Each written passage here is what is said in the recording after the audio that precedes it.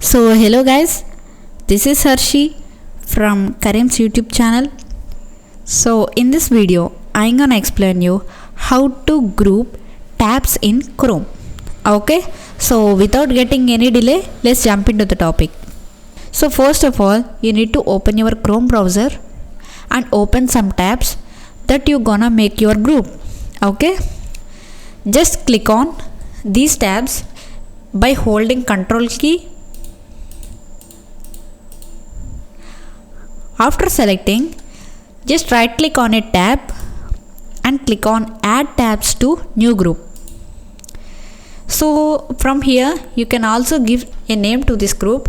For example, I just giving testing.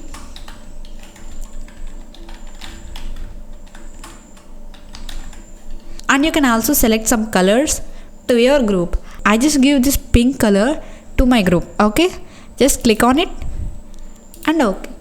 So in this way you can create groups to your Chrome tabs. Okay, so thank you for watching.